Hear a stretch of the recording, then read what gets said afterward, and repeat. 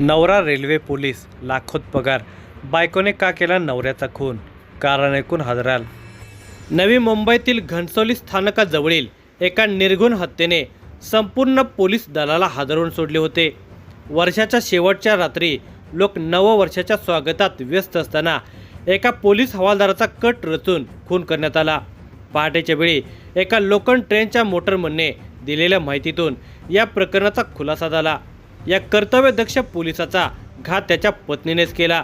तिच्यावर त्याने प्रेम केले आणि तिला सुखात ठेवण्यासाठी तो राबत होता.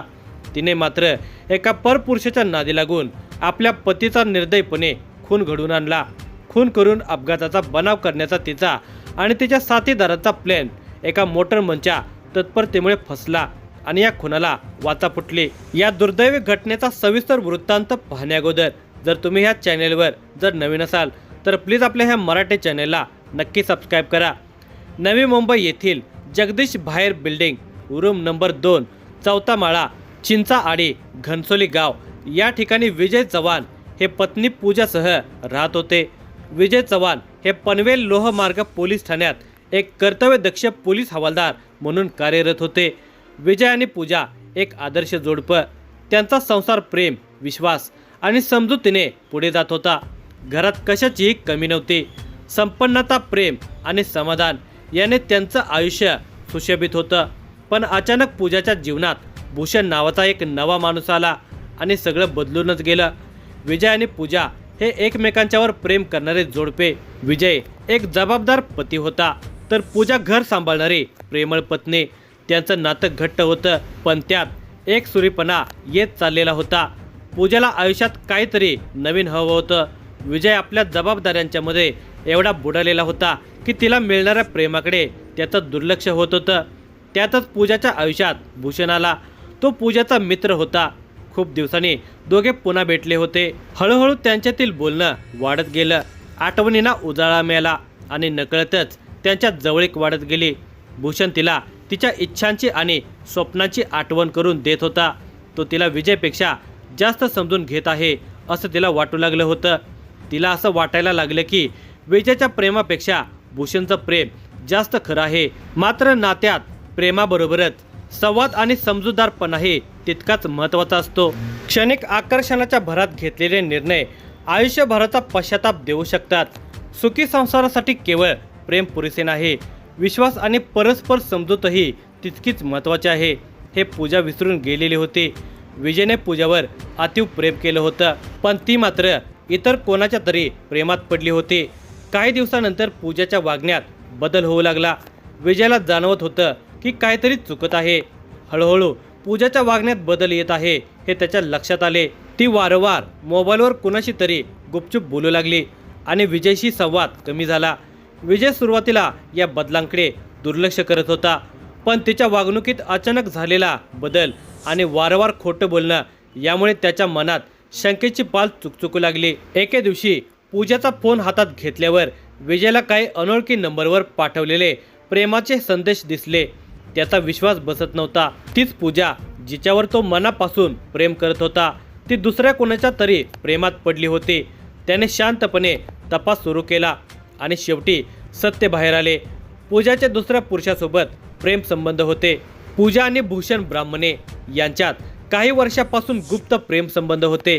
सुरुवातीला लपून छपून भेटीगाठी पण हळूहळू विजय त्यांच्या नात्याच्या आड येऊ लागला होता. हे नाते वाढावे यासाठी विजयला मार्गातून काढणे हाच एक उपाय पूजाच्या डोक्यात आला.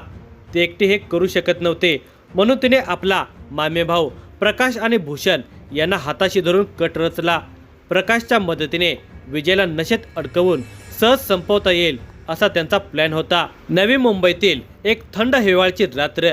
नवीन वर्षाच्या स्वागतासाठी शहर झगमगत होतं पण काही लोकांच्या डोक्यात वेगळाच डाव शिजत होता.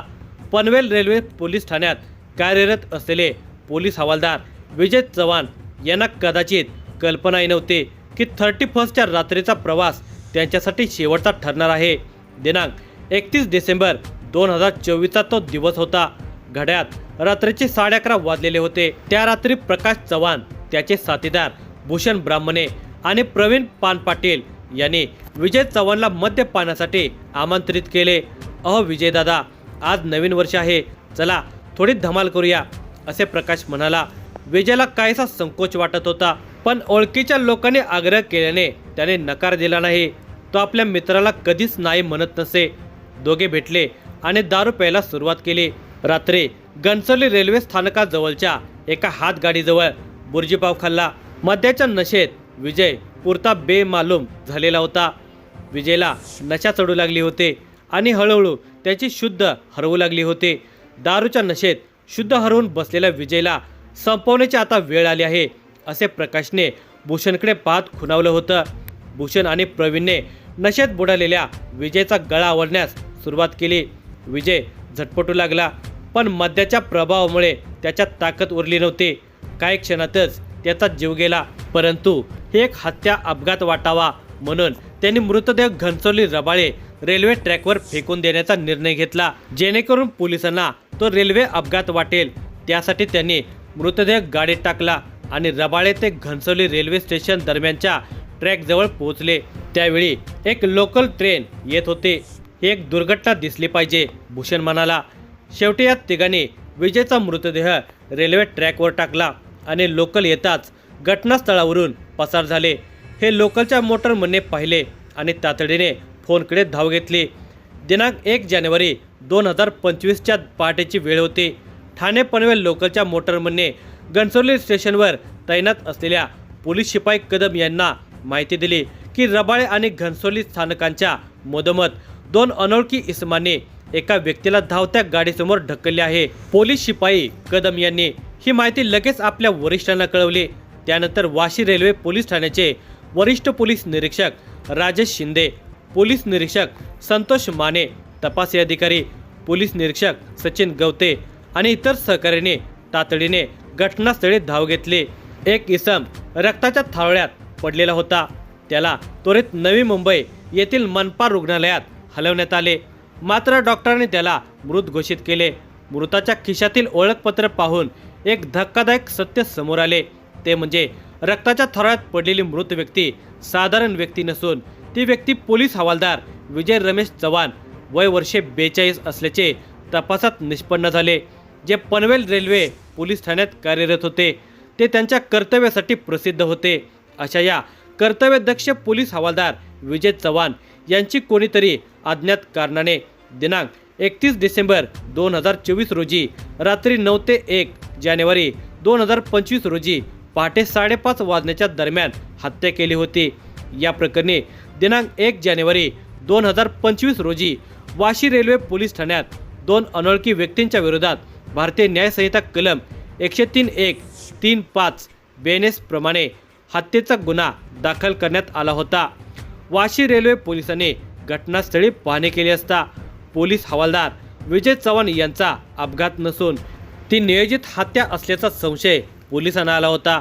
या गुन्ह्याच्या तपासासाठी वरिष्ठ अधिकाऱ्यांच्या मार्गदर्शनाखाली गुन्हे शाखेची विशेष पथके तयार करण्यात आली होती. तांत्रिक तपास, CCTV फुटेज आणि गुप्त माहितीच्या आधारे पोलिसांना एक मोठा धागा हाती लागला. तो म्हणजे मयत विजय चव्हाण यांच्या पत्नीचा मामेभाऊ प्रकाश उर्फ धीरज चव्हाण याचा या गुन्ह्यात सहभाग असल्याचे तपासात आढळून आले होते. पोलिसांनी वेगवेगळ्या ठिकाणी शोध मोहीम राबवत प्रथम प्रकाश उर्फ धीरज गुलाब चव्हाण, वय वर्ष 23, व्यवसाय गाडी चालवणे, राहणार द्रोणागिरी, तालुका उरण, जिल्हा रायगड, मूळ गावचा पत्ता साक्री, जिल्हा धुळे याला शोधून काढले. त्याच्या चौकशीत त्याने गुन्ह्याची कबुली दिली. त्याच्या इतर साथीदारांना धुळे आणि नवी मुंबईमधून अटक करण्यात आली. विजय चव्हाणची पत्नी पूजा हिचाही कटात सहभाग असल्याचे समजताच तिलाही अटक करण्यात आली. पोलीस ठाण्यात आणून त्यांची कसून चौकशी केली असता या गुन्ह्यात प्रकाश उर्फ धीरज चव्हाण यांच्यासह भूषण निंबा ब्राह्मणे, वय वर्ष 29, धंदा ड्रायव्हर, राहणार साक्री, जिल्हा धुळे, प्रवीण आबा पान पाटील, वय वर्ष 21, राहणार साक्री, जिल्हा धुळे, मैताची पत्नी पूजा विजय चव्हाण या चौघांचाही या गुन्ह्यात सहभाग असल्याचे पोलीस तपासात निष्पन्न झाल्याने त्यांना वेगवेगळ्या ठिकाणाहून अटक करण्यात आली होती. भूषण ब्राह्मणे हा मैताची पत्नी पूजा चव्हाण हिच्यासोबत अनैतिक संबंधात गुंतलेला होता. विजय हा त्यांच्या नात्यात अडथळा ठरत असल्यामुळे त्याला संपवण्याचा कट रचला गेला होता, अशी धक्कादायक माहिती समोर आली आणि गुन्ह्याला वाचा फुटली. दरम्यान एक महत्त्वाचा पुरावा पोलिसांना मिळाला, तो म्हणजे विजयच्या गुगल पे अकाउंटवर 24 रुपयांचा व्यवहार झालेला होता. पोलिसांनी त्या व्यवहाराचा मागोवा घेतला. एका छोट्या बुर्जी पावच्या हातगाडीवरून मिळालेल्या CCTV फुटेजने पोलिसांना विजयच्या शेवटच्या क्षणांची महत्त्वाची माहिती दिली. त्या रात्री विजय आणि प्रकाश तेथे होते, पण त्यानंतर विजयचा कुठेही मागमूस नव्हता. तपास जसजसा पुढे गेला तसतसे पूजा आणि भूषणच्या कॉल रेकॉर्ड्सवरून त्यांच्यात वारंवार झालेल्या संभाषणांचा उलगडा झाला. लवकरच संपूर्ण कट उघडकीस आला. या गुन्ह्याचा यशस्वी तपास मुंबई लोहमार्ग पोलीस आयुक्त रवींद्र शिसवे, पोलीस उपायुक्त मध्य परिमंडळ लोहमार्ग मुंबई मनोज पाटील, सहाय्यक पोलीस आयुक्त हार्बर विभाग लोहमार्ग मुंबई राजेंद्र रानमाळे यांच्या मार्गदर्शनाखाली वाशी पोलीस ठाण्याचे वरिष्ठ पोलीस निरीक्षक राजेश शिंदे आणि इतर सहकाऱ्यांच्या सतर्कतेमुळे हा गुन्हा उघडकीस आला. एक पोलीस हवालदार आपल्याच पत्नीच्या कटाला बळी पडला, ही धक्कादायक बाब आहे. या प्रकरणाने संपूर्ण पोलीस दलात खळबळ माजवली. कुटुंबाच्या विश्वासघातामुळे एक जबाबदार पोलीस हवालदाराचा नाहक बळी गेला. प्रेम संबंध टिकवण्यासाठी एका निष्पाप व्यक्तीची हत्या केली गेली, पण नियतीने सत्य बाहेर आणलेच.